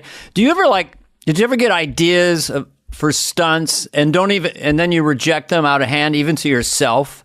Like, it's like, what is rejected? When are you like, oh, we could do this to this guy and then electroshock him there and then hang him up? Do you ever kind of go, no, that's too much? You don't even pitch it. Well, I write most of my ideas by myself, and then I'll pitch them to Jeff. But in the room, terrible things get thrown out. You know how a bunch of people a brainstorm together, session. You know, funny in the room, things that you'll never repeat to anyone. Just like comedy writing. Yeah. With murdering Aaron some way, you know. That poor guy. Yeah. Yeah. So, yeah, a lot of shit gets thrown out. It's just, we know we're not going to do it. But sometimes if it's so far over the line, but it still makes us laugh, we'll try to figure out how to do it. And sometimes you can reel it in just a bit here and there, and it can work. You start by saying, okay, they're naked. Now what? Yeah. It's always funnier with their cock out. Goddamn, I would never show any. Yeah, first we take a sledgehammer to their balls, and then we do them. They go down the gauntlet. And then the denouement. The worst one was probably for me to watch. The cringiest was putting the queen bee. Where did you hide it on his wiener? Like you put it under his dick? Put it under the shaft. I placed it under the shaft. You. Yeah. Trying to think where that is exactly. The queen bee's like this. Come save me. and then he lets all the bees out if people haven't seen it. And all the bees come immediately to the guy's dick. And I'm just like, that's the one where I go, I can't even. And he's getting stung and screaming. It was Steve-O, right? Yeah. Steve-O. God, he'd been doing meditation and he thought he could like overpower, pain. Yeah. He told me that before. Luck. I'm like, okay, we'll see how that meditation is doing for you. Jeez. Did he get paid in teeth whitening? Anyway. He got some big teeth. Well, they're all He's fake, got some toofs. He has a new set of teeth for every film. Oh, he does have great teeth. I have an entree question that's very generic to begin our discussion about you and SNL. What was more terrifying, being on the rocket, going into the water, whatever you're most amazing, or being on the bull in the latest film, or coming out as a host? What was your nerve factor when Johnny Knoxville? Or were you cool with it, or was it usually people, you don't do that? Well, anyway, how'd you feel? Yeah, I would definitely rather ride the rocket or stand in front of a bull. It was nerve-wracking because I have a fear of speaking in public, right? And with like the audience, I was like, that really freaked me out. And it's SNL, and it's not something that I do a lot. It's hard to figure out. You don't really know what you're doing, probably. No, because I didn't. And I remember we were going over some bit, and I was talking with Fred Armisen, and he was really sweet and helped me a lot. Is very sweet. I'm like, I don't know kind of what to do here. And he goes, you don't have to do anything here. It's like, it's not about you in this one. I was focused on I was like the straight man, and I wasn't realizing it. Right. Yeah. And just little things like that. Well, that calms you down a little bit. If it's the funny is like happening around you, and it's funnier if you stay straight. Yeah, stay straight. Like don't. So there was a little of that, trying to get used to that, and the rehearsals helped me a ton. Everyone was very supportive. I know a couple of bits that I did that I wasn't really doing that well in the rehearsals, and Lauren gave me a little pep talk before about cream will always rise to the top or something. I don't know. But, oh no, terrifying. yeah. It's like, oh, so I'm down there's here. Cream and there's a top. I'll be here while I'm shooting. Yes. You're Right? going So to bring it up. shit. Yeah. Yeah, I mean, there's almost nothing you can say. It's just because coming out for the monologue, Dana and I are stand-ups, and when we go back and host that monologue, even I'm sure Dana would agree, you're like heart's beating, like shit, man, this is so different because it's so loud when you come out. That band is so loud, and everyone's going crazy, and you see the jib camera come in, and you're like, shit, this is it. But I will say it's fun to bring it up because it goes back to Don Pardo, but. John, your opening monologue descended in the cast doing a prank, and it ended up with Don Pardo kicking you in the balls, right? No. Or was that the first sketch? Seth Meyers was out there next to me, and he was supposed to hit me in the balls at one point. Okay. Like in my monologue. Right. So when I got to a certain word, that was his signal to hit me in the balls. But like 3 words before that, I hit him in the balls, and I absolutely smoked him, and he wasn't expecting it, and he could barely perform the next scene. It was just a perfect hit. Wait a minute. You don't need much power if it's in the right spot. You go on the show, and because of Jackass, there's going to be a lot of people getting kicked in the balls. Now, so Seth Meyers was not ready for it, or you didn't. He wasn't wearing padding, or how did that happen? Or anybody I was going to do it, but I thought it would be funnier if he wasn't more prepared. Spontaneous if I hit him. Holy shit! And I was right. So you improvised I was right. So not telling anyone. You go out to host SNL. You're not telling anyone the secret plan. He's supposed to kick you in the balls. You preempt him, and then he's out of it for about the next 10 minutes or the next sketch. Yeah, he could barely walk to the next sketch.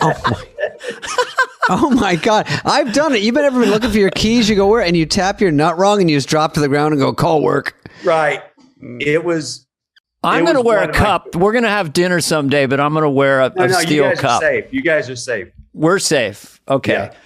But so Don Pardo, I misread. I was doing a deep dive this morning. He did not do a fake kick to you, Don Pardo. No. That was Seth Meyers getting. Okay. God, the fucking web got it wrong. They confused Don Pardo because I thought it'd be so great. Pardo kicked me in the nuts. Oh, I love Don Pardo kicking you in the Johnny nuts. Knoxville. Yeah, it would have been incredible.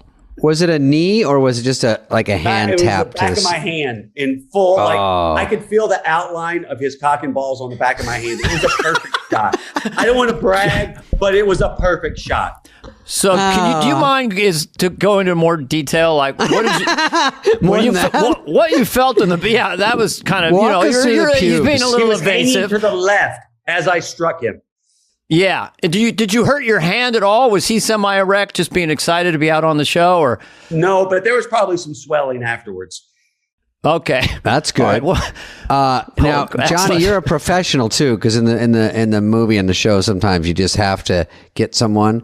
And so you know what you're doing. So you had one take. By the way, that never happens on the show, something that is really unexpected like that. And I'm sure it was talked about after you left. Yeah, that was at the after party. Zeth with ice on his crotch. Hey, thanks a lot, man. Hey, really sorry. It just got away from me. I don't know why I did that. No, it's okay. We're cool. We're cool, I'm man. really good right? at half-ass sorries. Did you remember anybody in that cast that you got along with? I think you said Fred Armisen just now. That was I'm trying to picture the era of, because cast changed a lot. So that was Fred, you said, was there, and Seth. Horatio Sands. Okay. Rob Riggle. Oh yeah, I did a scene with Rob Riggle when I went back. So that might have been around the same time. Oh, Amy. Okay, who was doing Update? Do you remember? No, I have no idea. Would have been Tina, maybe 2005. Yeah, is she still there with Jimmy Fallon? Would have been nicer to me. They were so supportive. It was a scary experience, but it ended up being like a totally positive experience in my mind. And it's something about like it being live.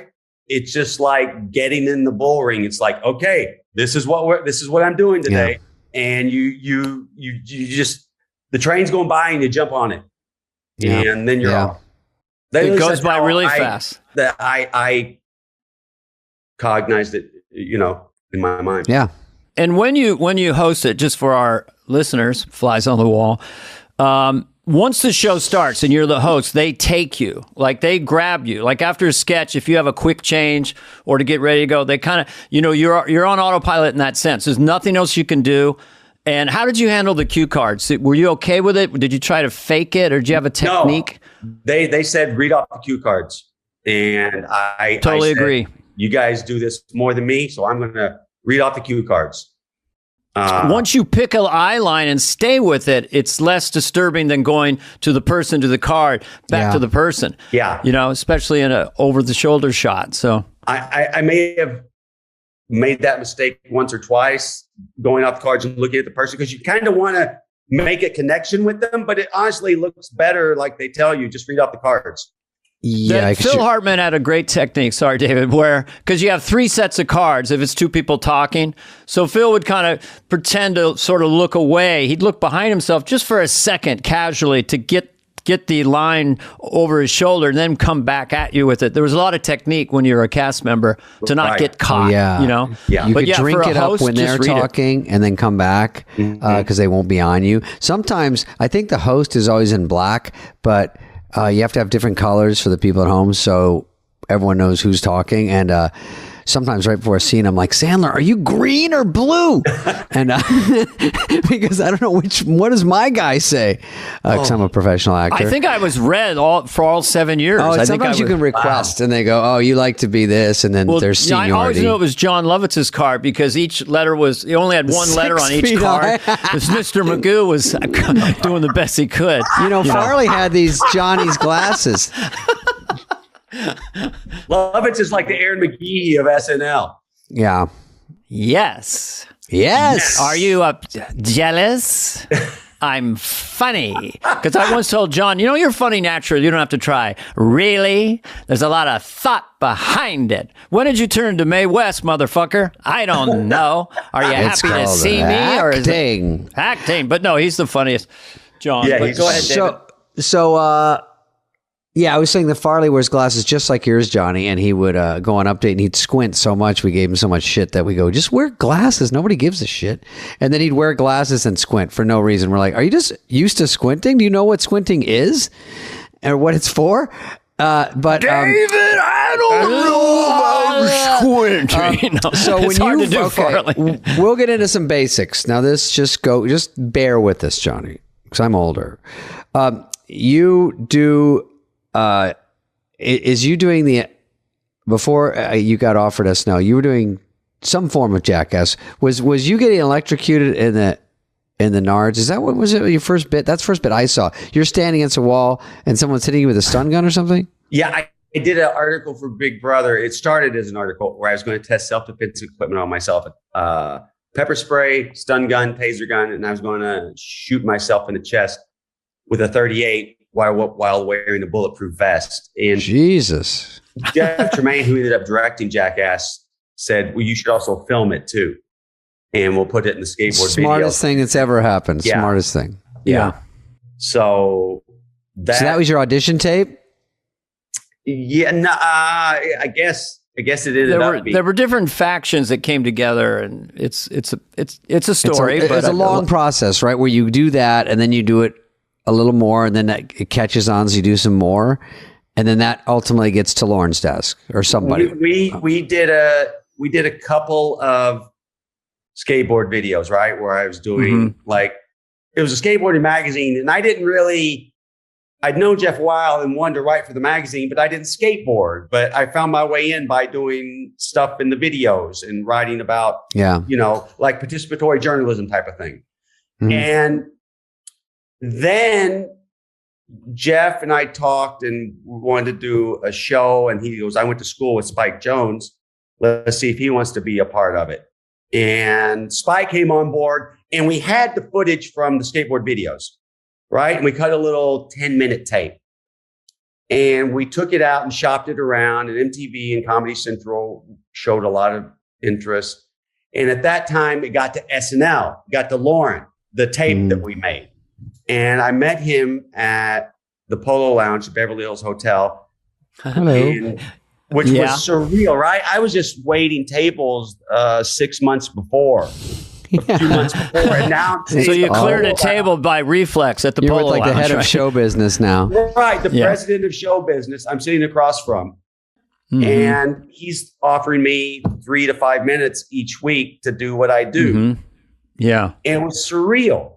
But we were pretty far along. We were getting ready to shoot the pilot, and Shit. do I go on an established show? Oh, by the way, I'm so lucky that he offered.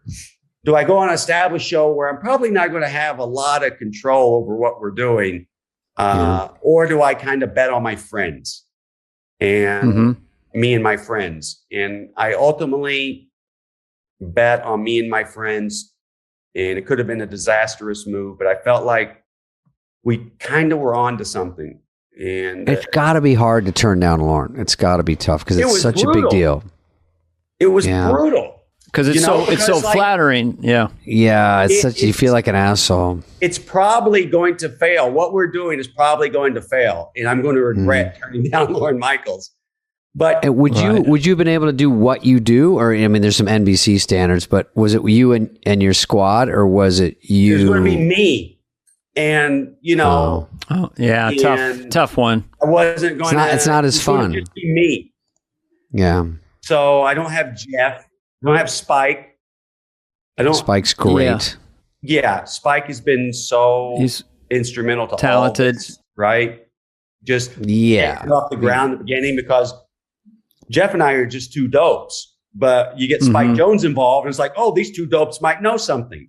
We didn't know anything, but we got respect because of Spike. We got an agent because of Spike. We got an attorney because of Spike. Spike has been so, contributed so much to the films and TV show over the years. Just Well, the aesthetic, brilliant. And I don't know if you guys talked about this with Spike, but you guys are out at lakes and rural areas. It's never shot too complicated. It's very reality show vibe, wide shots, and it's that added to it, the authenticity vibe of it. Right. Well, we were never was slick. Thank you. We were trying to decide in the beginning, because we were doing the skateboard videos, which look exactly like Jackass, right? Mm-hmm. They were shot exactly like Jackass because that's all we could do.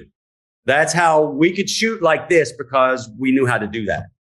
Very simply. Like a cheap look kind of thing. Like a punk band that only knows 2 or 3 chords, right? This is what we do. Mm-hmm. But Jeff and I were talking, what do we have do I host from a desk and then go out to the street to do certain things? And we talked to Spike, and he's like, no, he goes, you're already doing it. It should look like the Big Brother videos. God, another great idea. Yeah, of course. Yeah, because that would have ruined it if somebody went in and slickicized it and made too many angles. Yeah, but we didn't know. So it took Spike to go, you're already doing it. Yeah. Well, I checked up your celebrity net worth this morning, so I think you made the right choice. I don't know how accurate it is, but it's very healthy. Those things are never accurate. I know. You never know. I'm taking, but I do think that people come in and do short films. I don't know. It's a little bit awkward. You're outside the cast and you bring your thing in. I don't know. I think that's kind of a tough position. So I think you made the right decision, but tough to turn down. Lauren was smart to bring you in, of course, and get in the mix. To try to get you. Yeah. Yeah, because that's a good eye, too, because to see that and see how interesting that is and how it could be cool, because I was hooked immediately. And you get Spike, who I think has done some Beastie Boys videos and obviously a bunch of cool things, and have a starkness to it, and whatever the vibe was, just that it works, and it worked on all levels. You being out there. I always thought you were a skater. I was always wondering if you were a skater. No. I skated when I was 13 or 14, broke my ankle. My dad just took my skateboard and tossed it in the woods because I was going to miss baseball. Right? I always played baseball was my sport growing up. In the woods. He tossed it in the woods. My Tony Alva. Woods are 5 feet away. No. Literally 5 feet away, because I grew up in Tennessee. We had a pony in my backyard, Nice. Love Tennessee.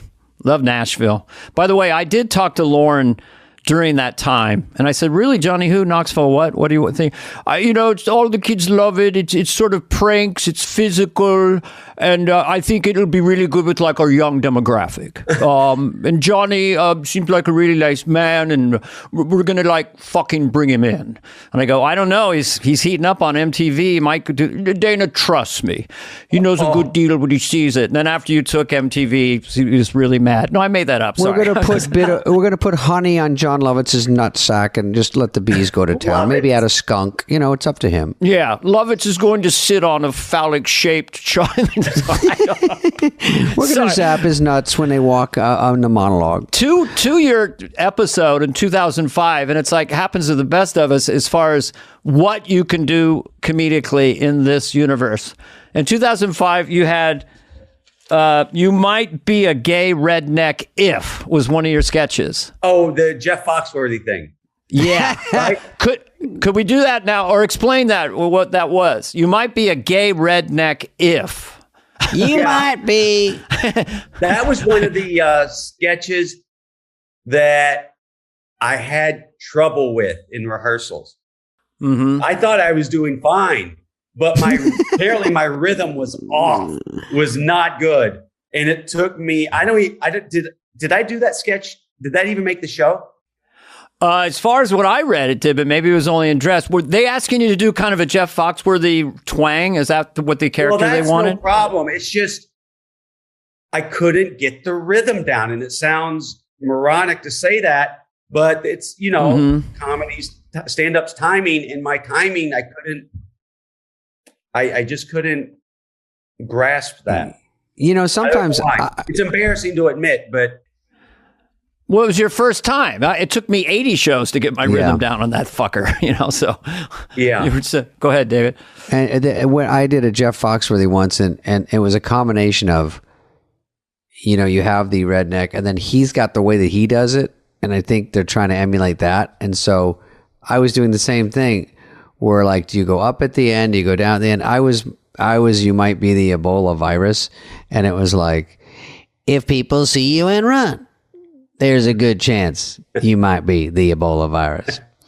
If people look under a microscope and see that the zygote, and I gave a long description, right? You might be. There's a good, So that was the same thing. It's like there's a couple different components to it, not just a voice. Like you're Southern, but your Southern might be a little different than his Southern, and then how his rhythm is, how he does it to match, and those things they look for. And then I've had impressions taken away from me during the week.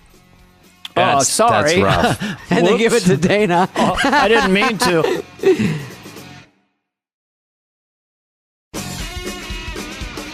You licked Horatio Sands' face in Versace Mother.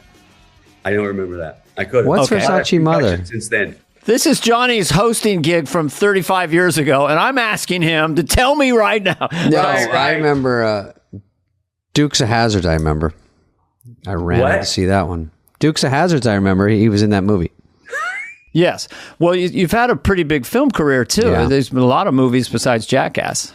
Yeah, I'm lucky to have feet in both areas, but... And the Special Olympics one was edgy. Could we do that now? But it was very funny. I read The Ringer. I remember reading that. Special Olympics was on board. Like that movie wouldn't have got made if Tim Shriver was not on board with it. And good.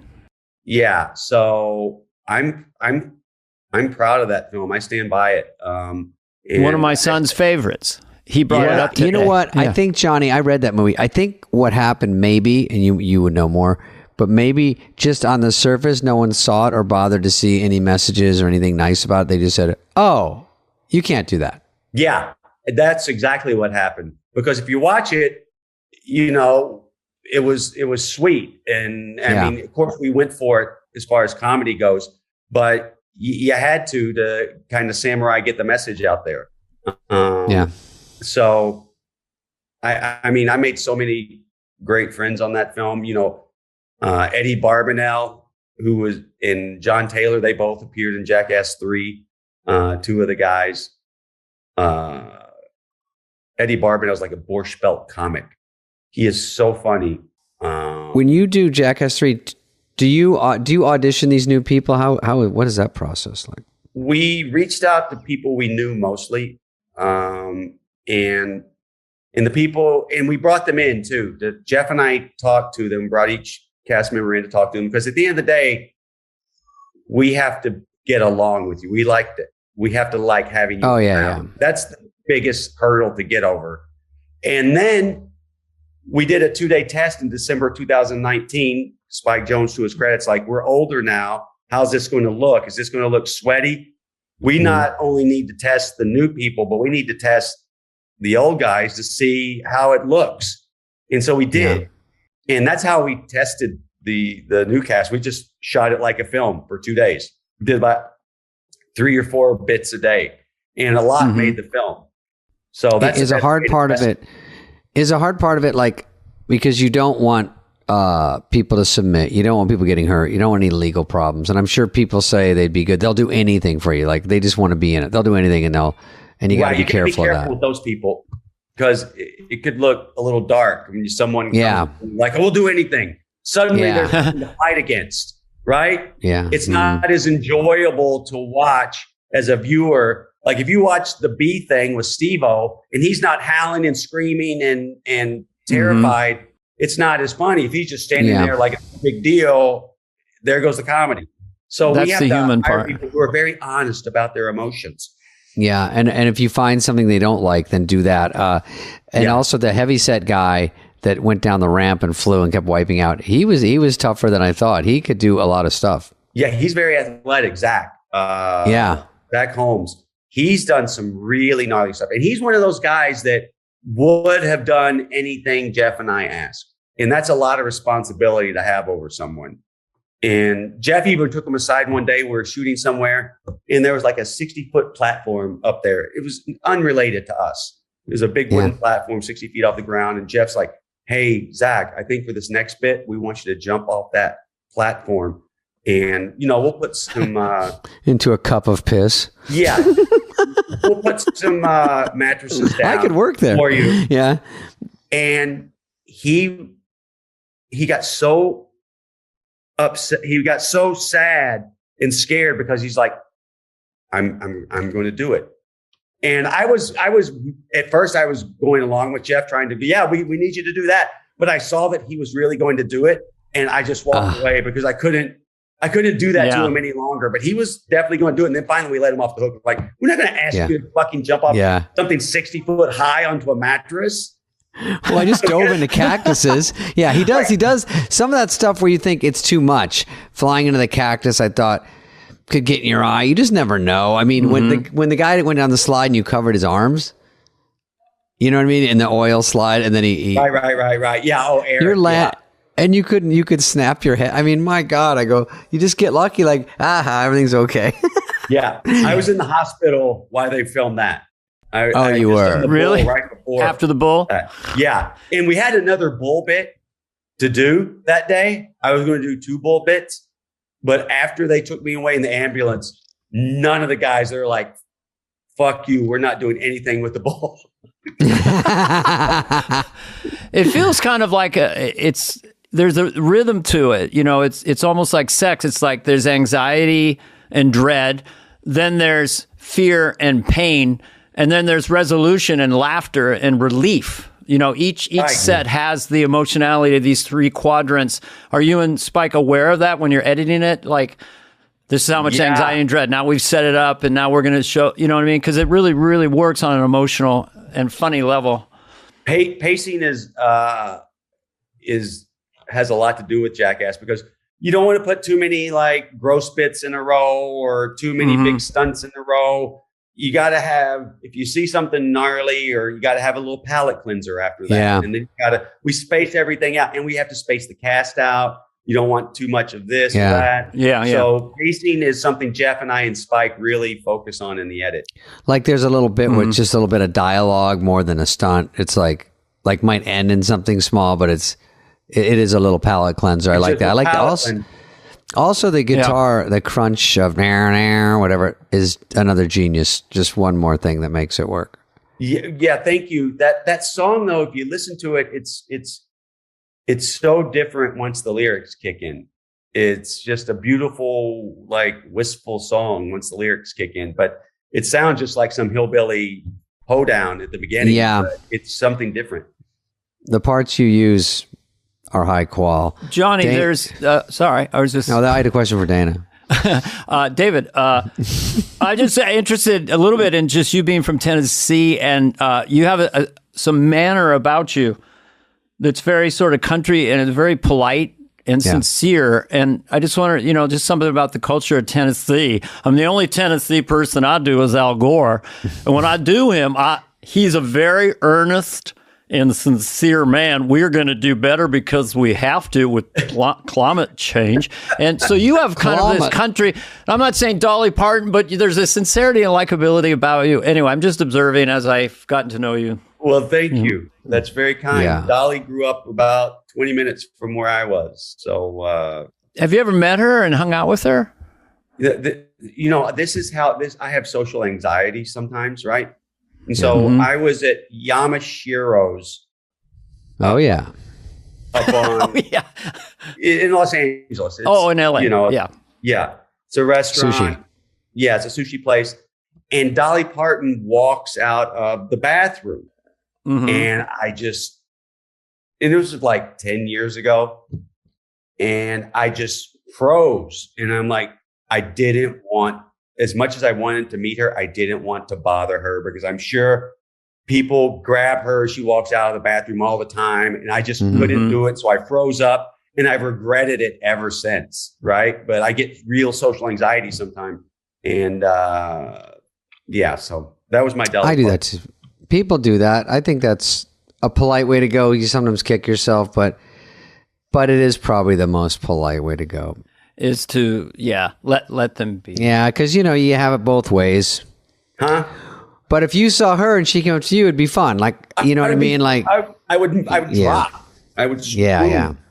I don't think any of us normal people, until you're Brando or something. How do you attach yourself to your own celebrity? I had a masseuse once in Malibu in the 90s, and she was massaging Bob Dylan, and she said Bob Dylan said to her that I've never caught up with my fame.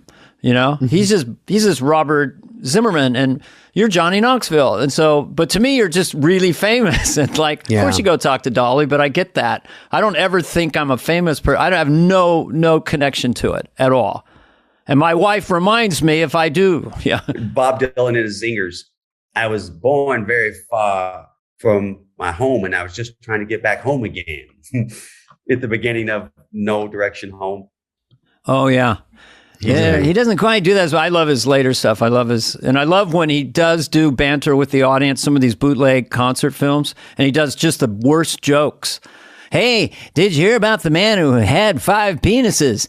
His pants fit him like a glove. It's just terrible. Anyway, here's like a Rolling Stone. Here's blowing in the wind. By the way, that's notorious. I saw Adele. She was actually funny. I saw Lionel Richie. They both were doing jokes between like almost every song, but they were working. And I was like, God damn, they have a better act than I do. And they have their singing.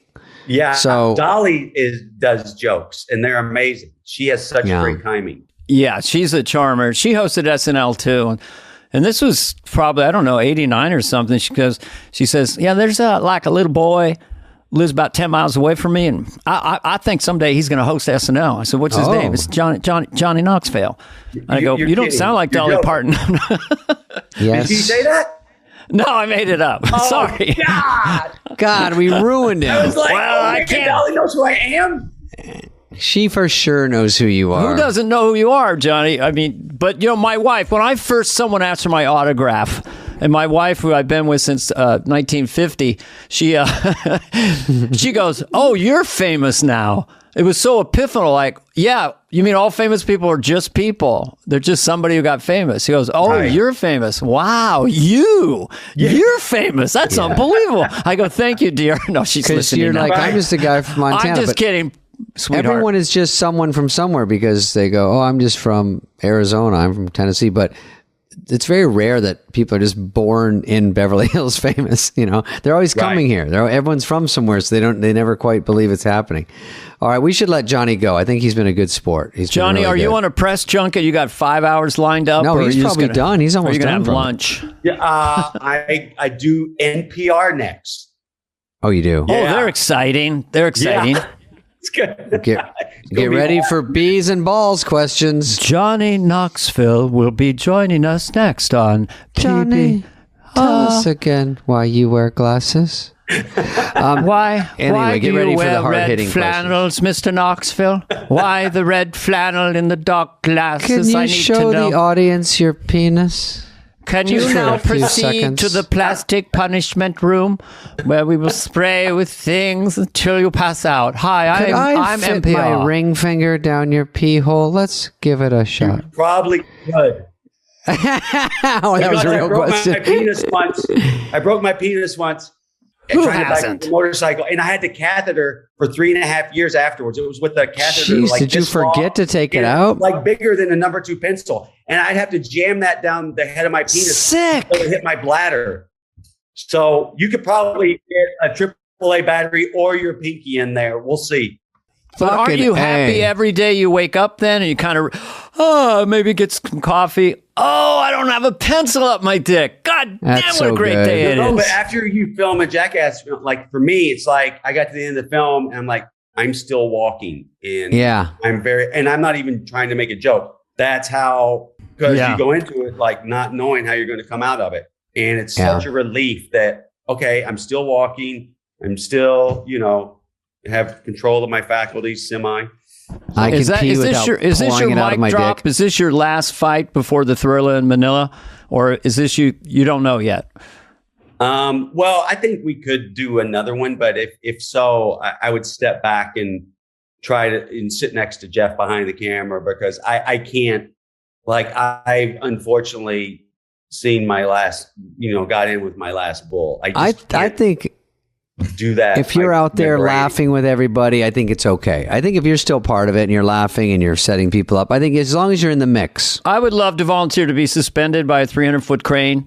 Nothing physical, just suspended by 1 foot and kind of swing me over Times Square or something. Sure, I'm just sure. throwing it out there. I'm available, but I want a really tight knot. I want to be really attached.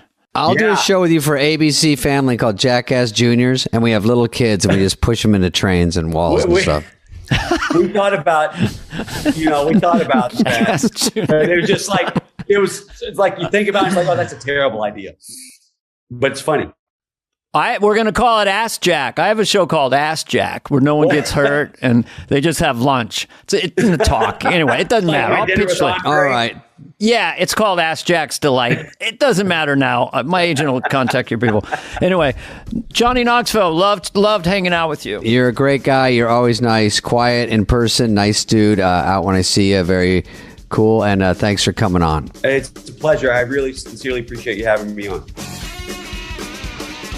Thanks, guys. Next week, we've got John Lovett. Hello. Fly on the Wall has been a presentation of Cadence 13. Please listen, then rate, review, and follow all episodes. Executive produced by Dana Carvey and David Spade, Chris Corcoran of Cadence 13, and Charlie Finan of Brillstein Entertainment. Production and engineering led by Greg Holtzman, Richard Cook, Serena Regan, and Chris Basil of Cadence 13.